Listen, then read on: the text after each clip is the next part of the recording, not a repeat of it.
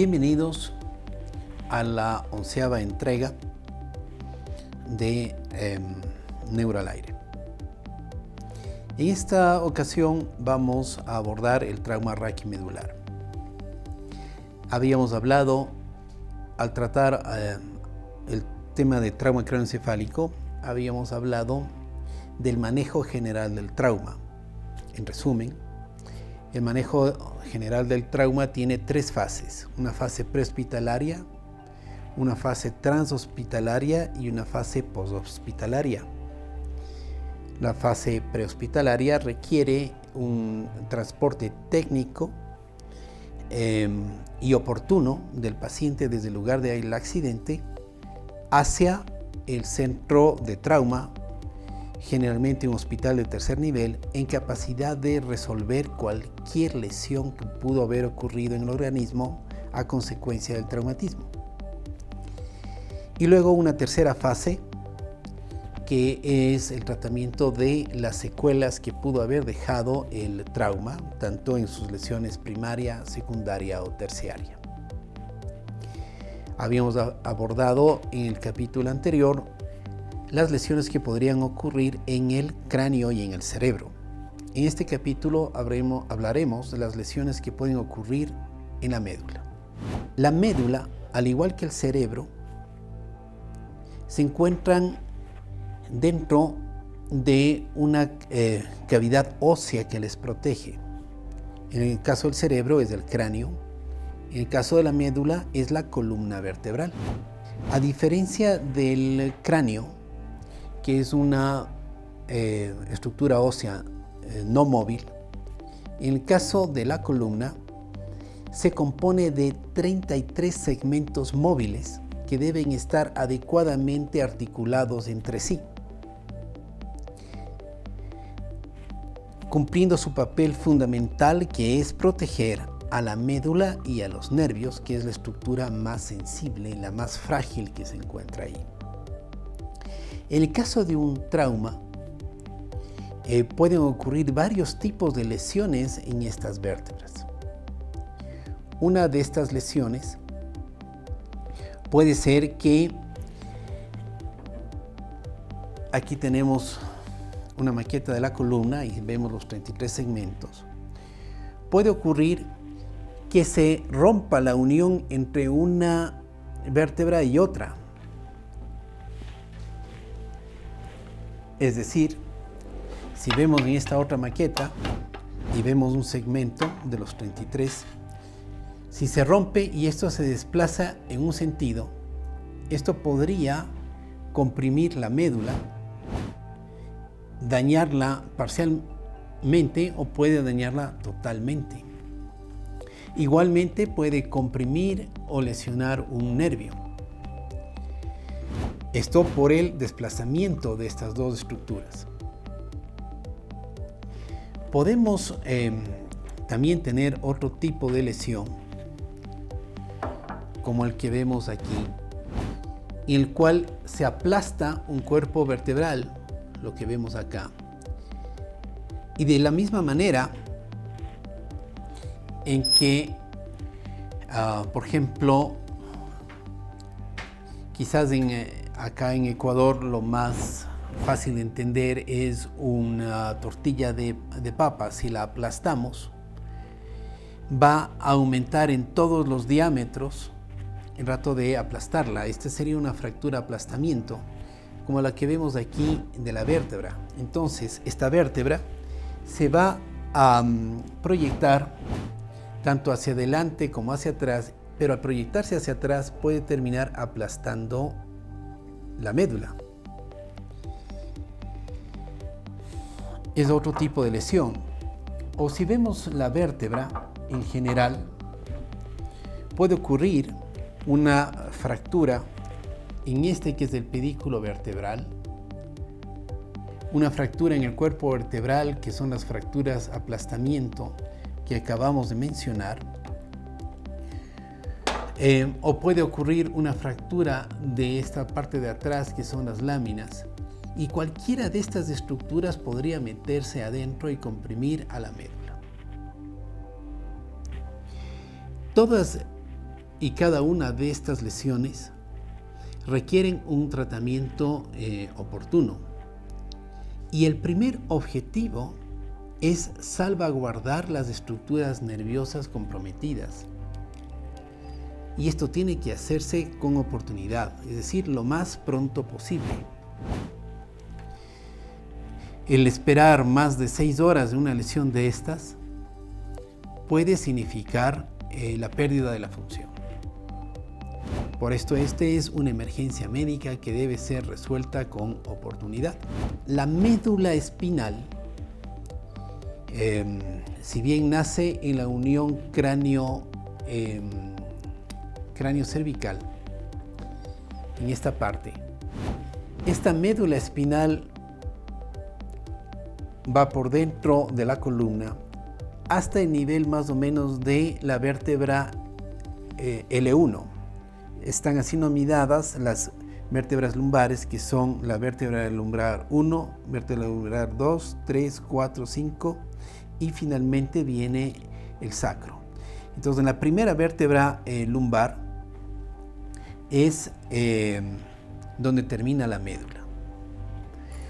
Una lesión que comprima la médula en cualquiera de estos segmentos es muy grave y puede producir una lesión medular. Debajo del nivel L1, lo que tenemos es solamente nervios, lo que se llama la cola de caballo, que es lo que vemos aquí. Una lesión en este nivel lo que va a producir es una lesión periférica de estos nervios de la cola de caballo, que tienen una significación diferente a una lesión medular. Nos dan un poco más de tiempo para actuar y muchas de estas lesiones revierten más fácilmente que una lesión que ocurra en la zona medular. Aparte de las lesiones medulares, así descritas, puede ser que la lesión dañe al nervio, como por ejemplo en los desplazamientos que decíamos. Entonces comprime el nervio y esto produce una lesión radicular, es decir, del nervio. En la lesión que acabamos de describir, cuando se desplaza y esto comprime al nervio, esta lesión, al dañar al nervio que viene hacia este dedo, entonces el hueso comprime al nervio y el nervio no podrá hacer que se mueva el dedo. Por más de que el cerebro mande moverse al dedo, no podrá hacerlo. Así explicado, podemos tener lesiones medulares y tener lesiones radiculares. Esto hablando del sistema nervioso. Ahora, una fractura en la columna, por supuesto, va a doler y esto va a producir un dolor localizado. Si esta fractura se produjo aquí en la columna cervical, va a doler en el cuello. Y si se produjo en la columna dorsal, va a doler en la mitad de la espalda.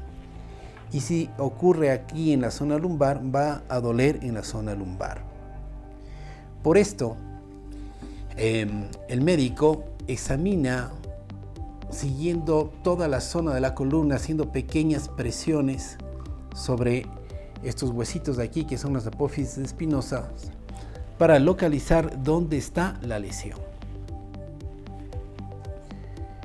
Una vez ubicada la lesión, si es que esta lesión ocurrió en la columna cervical y esto es una lesión medular, significa que desde la zona cervical hacia abajo no va a funcionar nada.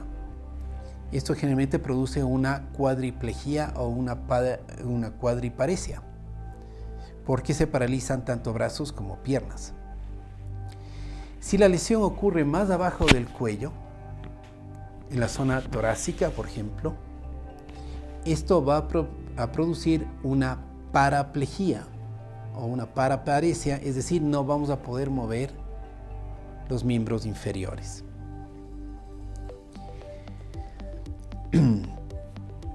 Si es una lesión que toma solamente la mitad de la médula, si es a nivel cervical, va a producir un déficit o una hemiplegia que afecta solamente al brazo y a la pierna del lado en que fue lesionada la médula. Estos son, en resumen, los síntomas que podríamos tener por una lesión medular. Muy bien, ya sabemos que tenemos un trauma raquimedular y que está afectada la columna. Las medidas dirigidas a resolver esto irán primero a descomprimir a la médula. Si es que está metido un hueso, hay que sacarlo y desplazarlo. Si es que está comprimida una raíz, habrá que comerse el huesito por detrás hasta dejar libre la raíz.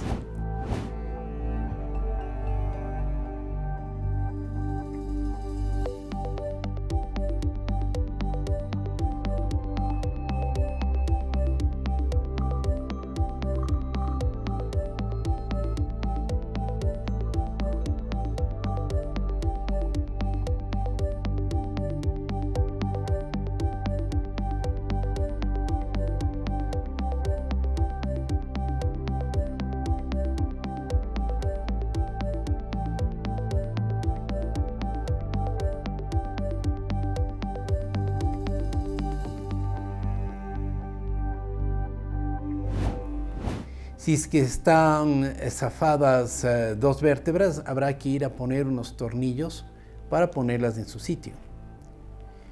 Cuando hay una fractura acuñamiento, como en este caso, lo que se hace es poner un tornillo arriba y un tornillo abajo de la zona donde hubo la lesión, generalmente anclado con un segundo tornillo más abajo para darle fortaleza a este sistema, y se pone un puente que va a servir para restituir la estructura de la columna y que la columna no esté rota o zafada. Esto es lo que se llama la instrumentación espinal. Esta instrumentación espinal se hace con estos que son los tornillos transpediculares. Transpediculares quiere decir que es un tornillo que camina a través del hueso, por este que es el pedículo. El tornillo camina a través de ese hueso para ubicarse en esta zona. Estos tornillos transpediculares pueden colocarse a mano libre, pero esto tiene cierto porcentaje de falla. Todos hemos puesto alguna vez un tornillo en la pared y se nos ha torcido para un lado o para otro. Eso aquí en la columna es un asunto grave, porque si se tuerce un tornillo para un lado o para el otro, una pequeña desviación podría significar dañar un nervio. Por esto, estos tornillos se colocan con el sistema de neuronavegación, que nos permite colocar el tornillo en la posición exacta en la que tenemos que vaya, tal como vemos en este video. Una aplicación muy importante de la neuronavegación es la navegación espinal, el poder localizar de manera precisa las lesiones y, si es necesario, colocar los tornillos transpediculares para estabilizar la columna de manera precisa sin afectar a las estructuras nerviosas. La navegación funciona de manera similar a un sistema de posicionamiento global GPS. El GPS usa un satélite en órbita que se enlaza a una antena en tierra y triangula la posición con un dispositivo móvil y ubica su posición en un mapa que es un avatar de la región donde se está navegando. La neuronavegación usa el mismo principio del sistema de posicionamiento global. Una lámpara de infrarrojos equivale al satélite del GPS, que se enlaza a una estrella refractaria que se ancla al hueso del paciente, que equivale a la antena en tierra, y triangula la posición con un puntero refractario que equivale al dispositivo móvil. Este puntero al tocar la anatomía del paciente, muestra en espejo su ubicación en la tomografía que equivale al avatar o al mapa del paciente.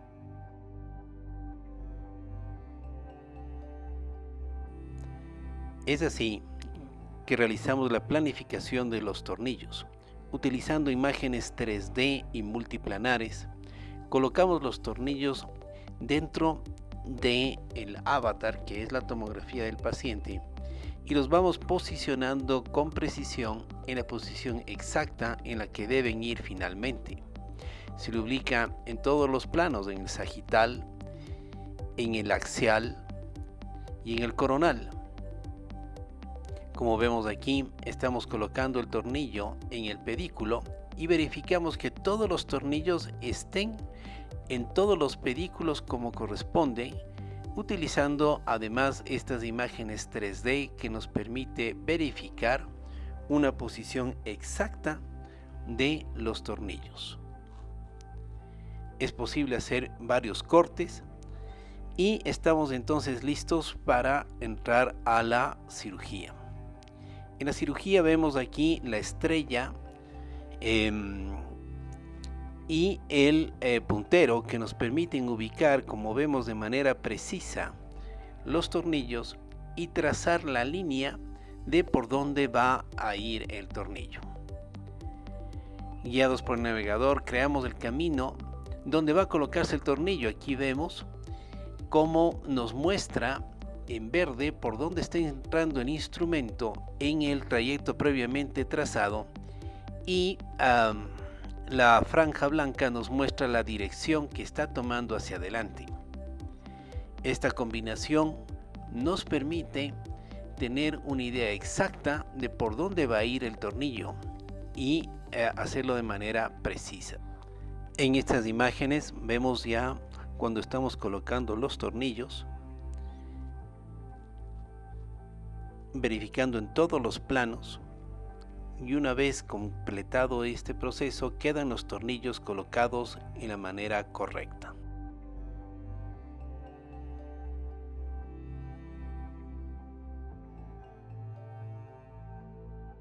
Sin embargo, la sola colocación de los tornillos no es todo lo que tenemos que hacer aquí. Lo primero será descomprimir al nervio y a la médula, y esto debe hacerse con una ayuda de magnificación de imagen adecuada. Para esto utilizamos el exoscopio, que es una versión avanzada del microscopio que nos permite ampliar esta zona varias veces, como vemos en esta imagen que vemos aquí, y de esa manera poder descomprimir al nervio y a la médula con seguridad. Es en realidad una descompresión microscópica de la médula y del nervio.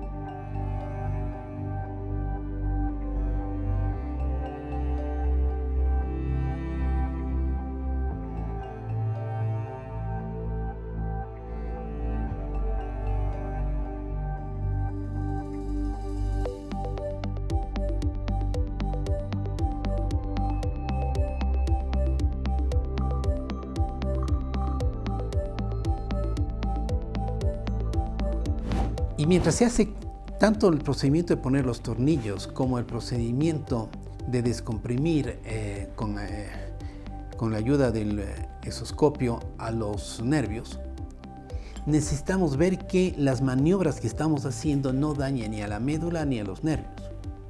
Para eso se utiliza el monitoreo neurofisiológico transoperatorio, que es una máquina que mide cómo funcionan los nervios y la médula durante todo el tiempo de la cirugía, que es esto que vemos acá. Una vez que hemos completado este procedimiento, que es la descompresión de la médula, la descompresión del nervio y la fijación y reconstrucción de la columna, habremos hecho el abordaje del trauma raquimedular. Mi nombre es Pamela Jerez, tengo 37 años, vivo en Cumbayá, tengo un negocio de heladerías, tengo una importación de repuestos y celulares. Básicamente, hace un año, 2 meses, tuve un accidente de tránsito aquí en Cumbayá, en el cual me fracturé la lumbar número 1.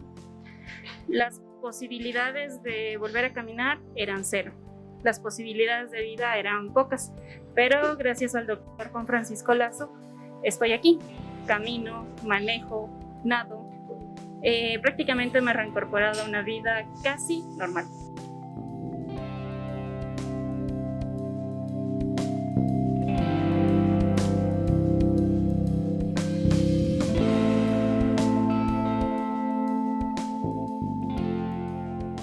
Nadie se da cuenta, o sea, yo les digo, sí, tuve una operación, tuve 35 puntos en mi espalda, no podía caminar, y todos me dicen, oh, eres una mentirosa, no te creo nada, porque prácticamente nadie se da cuenta.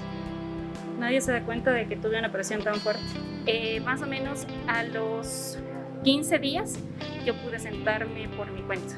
Al mes yo pude caminar, o sea, con el andador sola. Al mes y medio yo tuve bastón. Y a los 2 meses ya caminaba sola.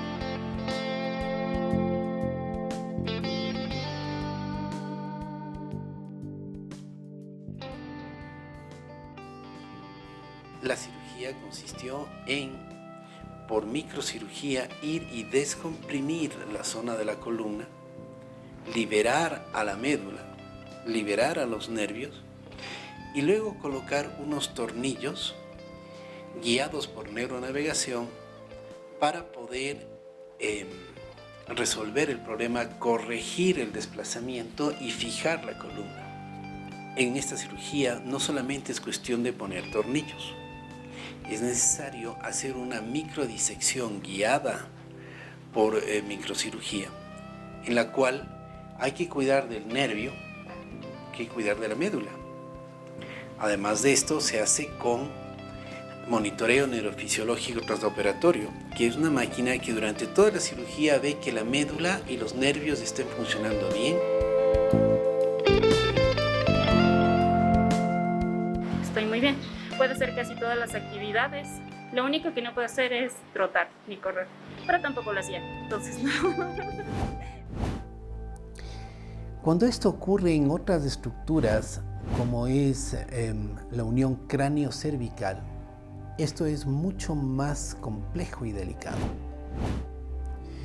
Pues los tornillos, cuando se rompe esta zona de acá, este de aquí, este es el atlas y este es el axis, que son las 2 primeras vértebras de la columna cervical y las que establecen la conexión entre la transición entre el cráneo y la columna. La fractura de estos es lo que se hacía con el ahorcamiento. Cuando ahorcaban a las personas, precisamente rompían estas vértebras, y cuando estas vértebras se rompen, producen una compresión en la médula, en esta zona que están los centros de la respiración y del corazón. Por eso requieren un tratamiento especial. Cuando tenemos una fractura en este lugar, también podemos instrumentar a través de un sistema de instrumentación con unos tornillos especiales, con las mismas técnicas de neuronavegación que hemos comentado. Y esto debe hacerse con oportunidad y de manera precisa. Especialmente en este tipo de procedimientos es importante el uso de la neuronavegación, porque como podemos ver aquí, el tornillo entra de una manera tan precisa que queda a 3 milímetros delante de esta que es la arteria vertebral.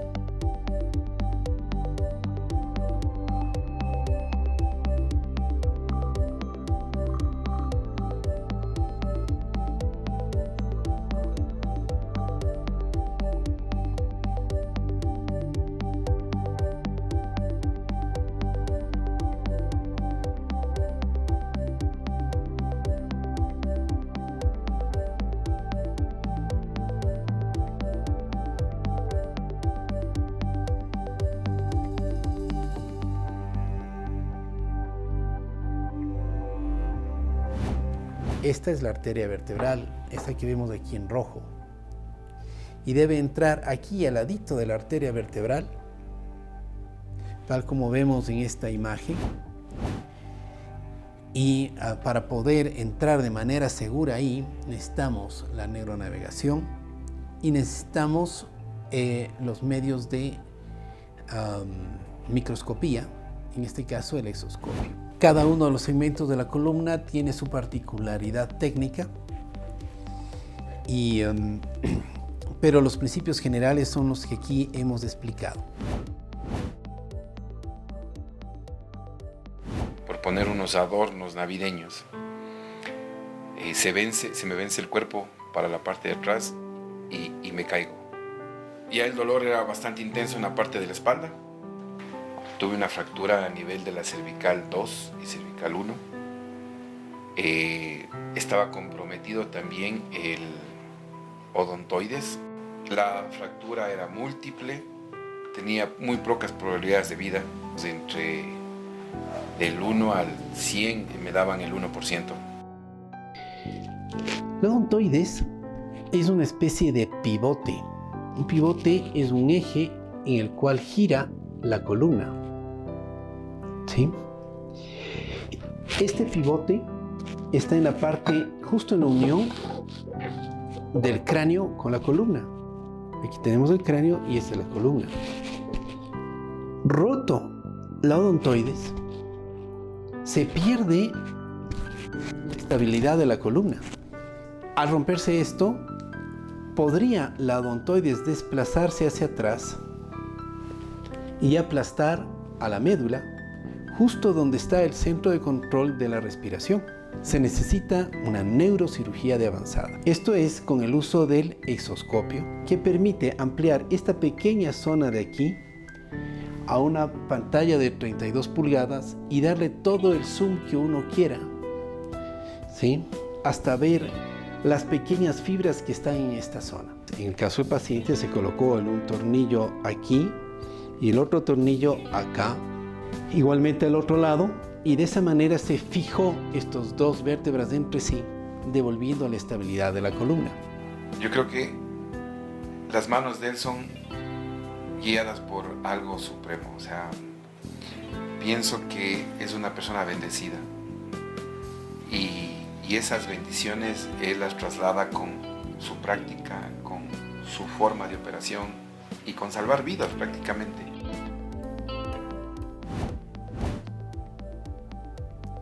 En resumen,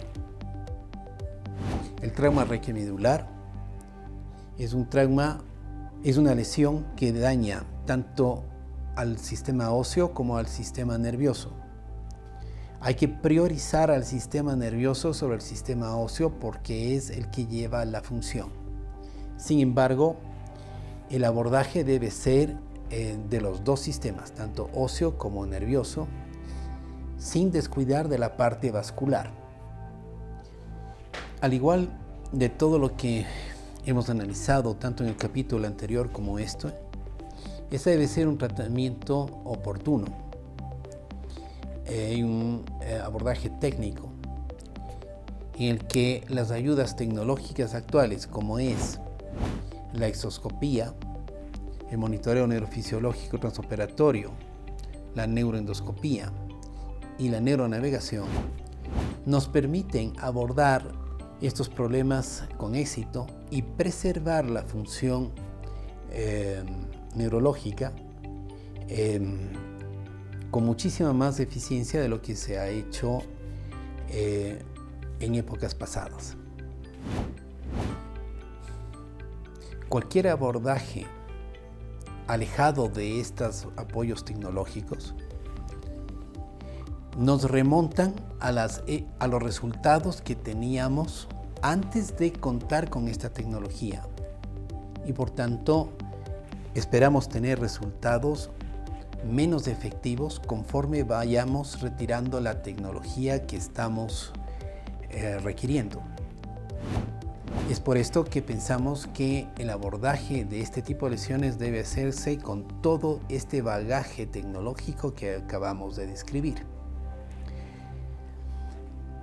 Sin embargo, si hay una lesión primaria, si ya durante el golpe inicial ya la médula quedó destrozada, por más buena cirugía que se haga, no se va a poder recuperar la médula.